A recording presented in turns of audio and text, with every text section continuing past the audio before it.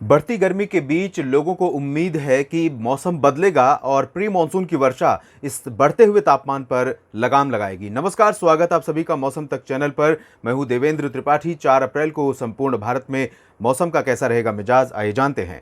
इस समय अगर हम मौसमी सिस्टमों की बात करें तो सबसे इंपॉर्टेंट और सबसे सिग्निफिकेंट अगर वेदर सिस्टम है तो वो बे ऑफ बंगाल में, जो कि अभी उभरा नहीं है, लेकिन उसकी चर्चा इसलिए जरूरी है क्योंकि ये सिस्टम अनुमान है कि साइक्लोनिक स्टॉर्म बन सकता है। 6 और 7 अप्रैल के बीच अनुमान है कि लो प्रेशर सिस्टम डेवलप हो जाएगा बे ऑफ बंगाल के रीजन में, साउदर्न और south east Bay of Bengal में, और आने वाले कुछ दिनों के बाद ही वो इंटेंसिफाई होकर साइक्लोनिक स्टॉर्म बन जाएगा। किस तरफ जाएगा, देश के किन राज्यों में बारिश देगा, ये भले ही अभी तय नहीं है, लेकिन इतना तो तय है कि सेंट्रल इंडिया के कई राज्यों में इस सिस्टम के आने के बाद मौसम बदल जाएगा, तापमान में गिरावट होगी। फिलहाल इस समय मौसमी सिस्टम कई जगहों पर बने हुए हैं और उनका इंपैक्ट भी देश के कई इलाकों पर देखने को मिल रहा है। आप बादल देख सकते हैं सेंट्रल इंडिया में, दक्षिणी छत्तीसगढ़ और ओडिशा के कुछ भागों तथा उत्तरी तटीय आंध्र प्रदेश पर भी बादल दिखाई दे रहे हैं और प्री मानसून की गर्जना के साथ वर्षा यहां पर हो रही है।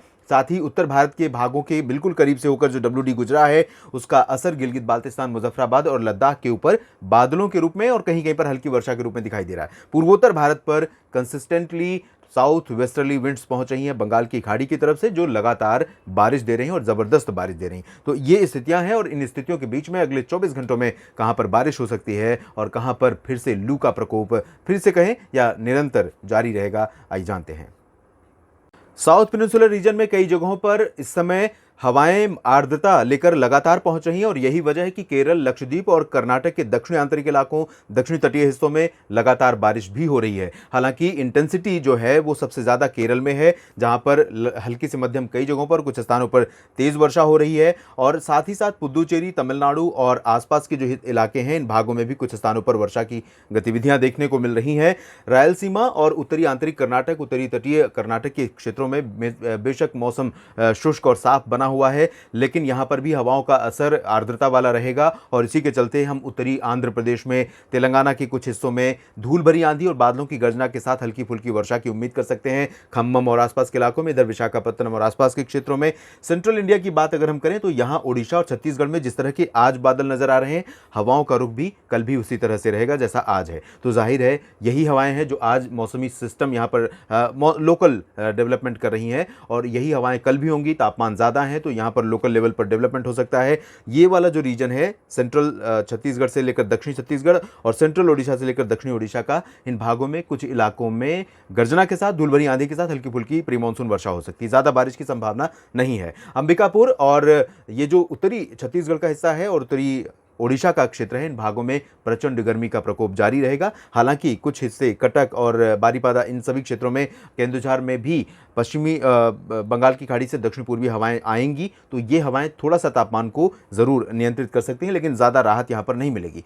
ओडिशा और छत्तीसगढ़ के अलावा मध्य प्रदेश, महाराष्ट्र और गुजरात में मेजरली ड्राई वेदर रहेगा। यहां पर 4 अप्रैल को गुजरात के सभी क्षेत्रों में मौसम शुष्क रहेगा। हालांकि सौराष्ट्र पर कल भी मैंने बताया था, यहां पर अरब सागर से कुछ हवाएं चलेंगी तो थोड़ा सा तापमान यहां पर नियंत्रित रह सकते हैं। राजकोट और द्वारका, पोरबंदर, वेरावल से लेकर भुज के बीच में और मेहसाना, पाटन में भी थोड़ी बहुत इन हवाओं का असर रह सकता है। बाकी पूर्वी गुजरात के पूरे क्षेत्रों में तापमान सामान्य से ऊपर रहेंगे।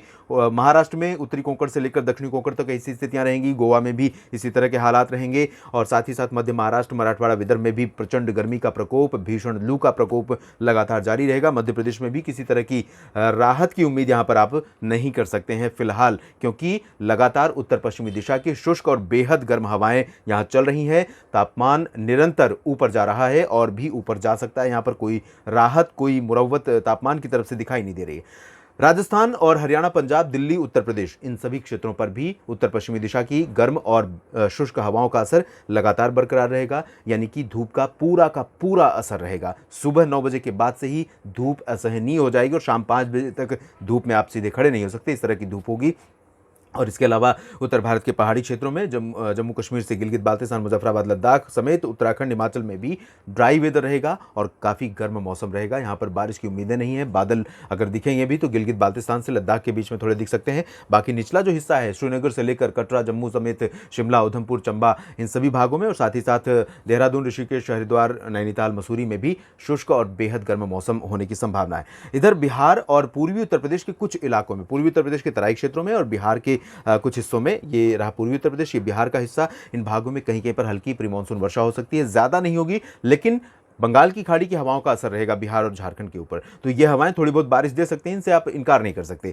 उप हिमालयी पश्चिम बंगाल और सिक्किम में काफ़ी ज़्यादा वर्षा हो सकती है, गंगेय पश्चिम बंगाल में बूंदाबांदी और झारखंड में भी कहीं कहीं पर इन बादलों के हवाओं के चलते गर्जना और बूंदाबांदी हो सकती है। शेष पूर्वोत्तर राज्यों की अगर हम बात करें तो यहाँ पर असम, मेघालय, अरुणाचल और नागालैंड में कई जगहों पर व्यापक वर्षा होने की संभावना है। मणिपुर, मिजोरम और त्रिपुरा में भी वर्षा होगी, लेकिन इंटेंसिटी उत्तरी क्षेत्रों में ज़्यादा रहेगी, बहुत ज़्यादा रहेगी। निचले इलाकों में ज़्यादा इंटेंसिटी वाली वर्षा होने की संभावना फिलहाल नहीं। देश भर के मौसम पूर्वानुमान के इस बुलेटिन में अभी इतना ही। आप जुड़े रहिएगा मौसम तक चैनल के साथ। धन्यवाद।